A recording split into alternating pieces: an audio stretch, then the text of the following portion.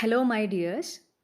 Today we are going to learn Unit 8 in the Moments textbook, A House is Not a Home, written by Zan Gordioso. So let's see what the story is about. The story, A House is Not a Home, highlights the difference between a house and a home. Do you know the difference between these two? A house is a building where people live. But a home is a place where a family lives together, sharing the unique bond of love and oneness. The narrator's house gets destroyed by fire and he gets a new house. Then he realizes that his home is the one built by the love and affection of his family and loved ones. Now let's have the story in detail.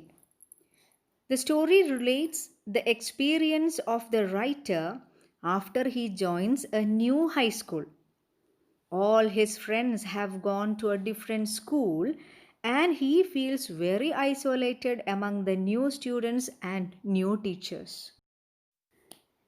He often visits the teachers in his old school and they encourage him to participate in the activities at his new school. They assure him that in time he will grow to love his new school. On a Sunday afternoon, the writer is seated on the dining table doing his homework. As it is a cold and windy day, there is a fire going in the fireplace. The writer's red tabby cat is lying on top of his school papers. The writer had rescued the cat when it was a kitten, and since then they have had a close relationship. Suddenly, the writer smells something strange.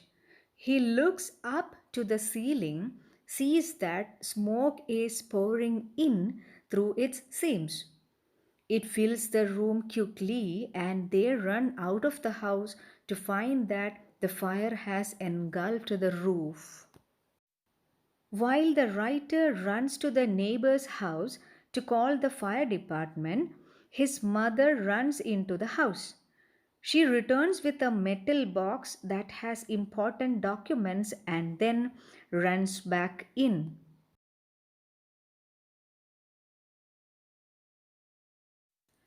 She wants to collect the pictures and letters of her late husband. They were the only things she had to remember him by. The rider tries to run into the house after his mother but is stopped by a fireman. He assured that the other firemen have gone to rescue her. The fireman wraps the writer in a blanket and makes him sit in a car. Soon, a fireman emerges with the writer's mother.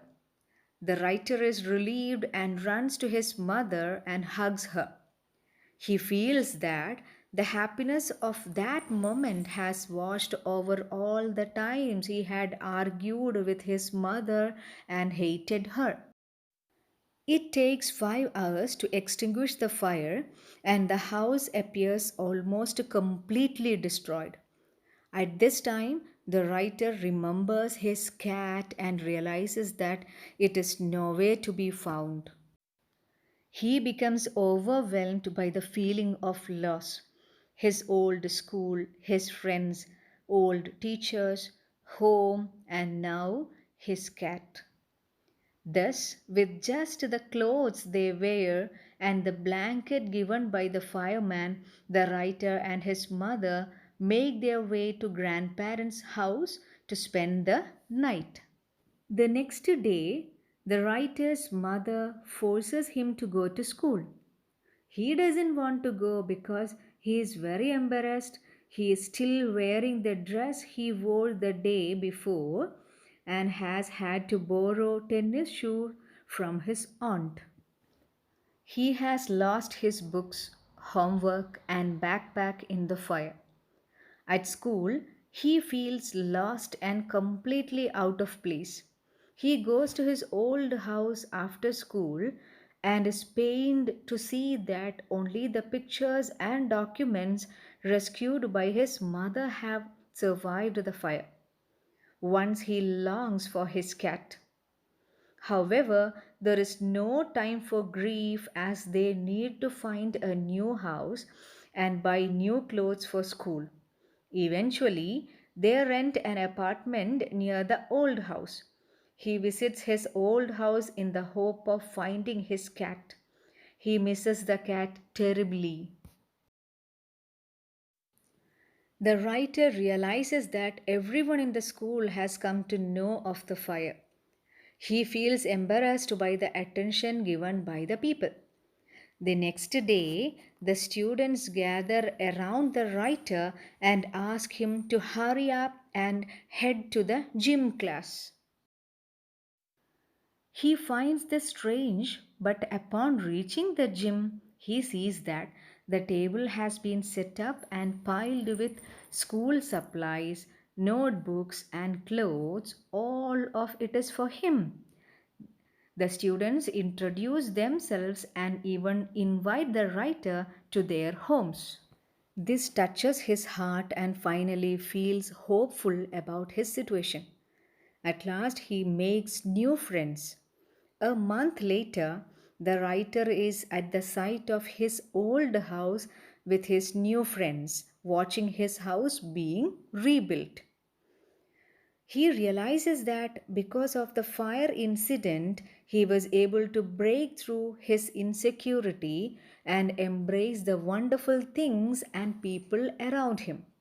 He realizes that just like the house, his life too is being rebuilt. At that moment, a woman comes to the writer holding his lost cat. The writer jumps up with joy and takes the cat into his arms. He learns that his cat had been so scared by the fire that she ran over a miles away.